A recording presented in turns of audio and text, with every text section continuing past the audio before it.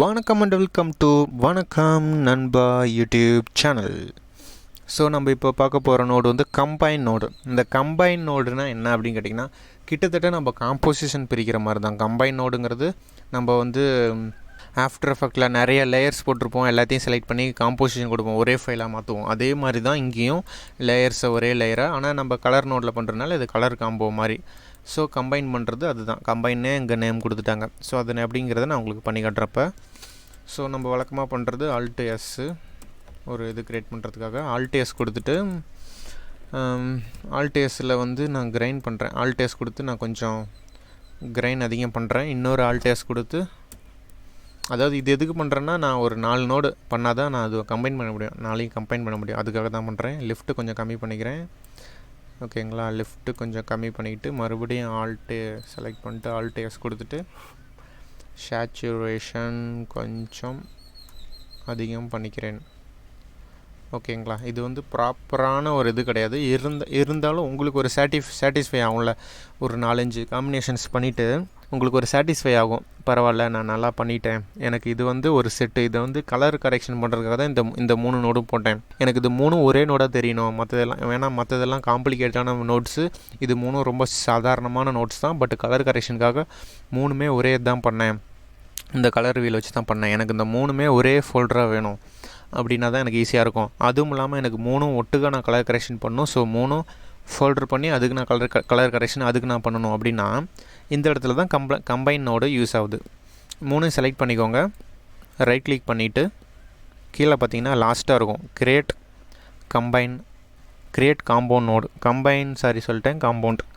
Compound ஏன்னா வந்து after எஃபெக்டில் வந்து காம்போசிஷன் வரும். இதே DaVinci Resolveல காம்பவுண்டுன்னு தான் வரும். ஏன்னா கம்பவுண்ட் அப்படிங்கிறத நான் போன கிளாஸில் சொல்லியிருந்தேன். இப்போ பாருங்கள், கம்பவுண்ட் நோடுன்னு வந்துருச்சு. இதை நான் டபுள் கிளிக் பண்ணக்கூடாது. இதை நான் உள்ளே இருக்கிற நோடை பார்க்கணுன்னா கம்பவுண்ட் நோட் கொடுத்தேன்னா உள்ளே இருக்கிற நோட் கொடுக்கும். இதில் ஏன் இந்த 3 மட்டும் இருக்குது, இன்புட் அவுட்புட் இருக்குன்னா, இந்த அவுட்புட்டு எங்கே தெரியுங்களா? இப்போ நான் பேக் போகிறேன், ஒரே நிமிஷம். எக்ஸிட் காம்பவுண்ட் நோட் கொடுத்துட்டு இங்கே பாருங்கள், இதுதான் இன்புட், இதுதான் அவுட்புட்டு. அதாவது ஃபுல் காம்போசிஷனில் இது இன்புட், இது அவுட்புட்டு. இது ஒரு தனி காம்பவுண்டு. இதுக்குள்ளே வந்து ஷோ போனால் இந்த முன்னாடி பின்னாடி தான் இது ரெண்டும். இப்போ நான் கலர் கரெக்ஷன் பண்ணேன்னா எனக்கு அங்கே வந்து இதுக்குள்ளே இது ஆயிரும். இப்போ எனக்கு இது ஒரு ஃபோல்டர் ஆயிடுச்சு. இதை நான் வேணால் இந்த காம்பவுண்டோட கிளிக் பண்ணேன்னா செலக்ட் ஆயிரும். இப்போ நான் இதை டபுள் கிளிக் பண்ணேன்னா எனக்கு நோடு இதை வந்து கலர் நேம் மாற்றிக்கலாம். பேசிக் CLRனு கொடுத்துக்கிறேன். உங்களுக்கு Dன்னு தெரிஞ்சால் CLR, ஓகே. பேசிக் கலர் இது வந்து எனக்கு ஒரு நோடு. இது ஒரே நோடு. இதுக்குள்ளே போனால் 3 நோடு இருக்குது. அந்த 3 நோடோட கலர் தான் இது. அதை நான் காம்போசிஷன் பண்ணியிருக்கேன். அதுக்கு டிஃப்ரென்ஸாக இங்கே 3 மாதிரி இங்கே வந்து ஒரு ஃபோல்டர் மாதிரி க்ரியேட் பண்ணியிருக்காங்க. இப்போ இந்த 3 சேர்த்து இந்த நோடுக்கு நான் கலர் கொடுக்கலாம், அதாவது எஃபெக்ட்ஸு கொடுக்கலாம்.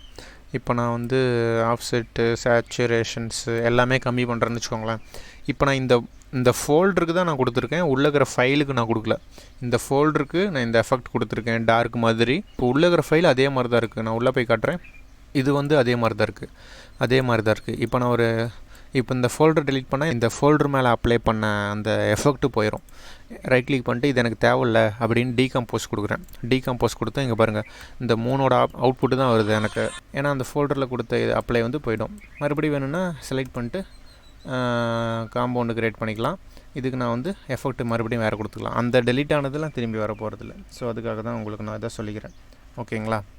சரி, ஓகே. இதை வந்து காம்பவுண்ட் நோடு. இந்த காம்பவுண்ட் நோடு பற்றிச்சு நெக்ஸ்ட் என்னங்கிறத நான் உங்களுக்கு சொல்கிறேன்.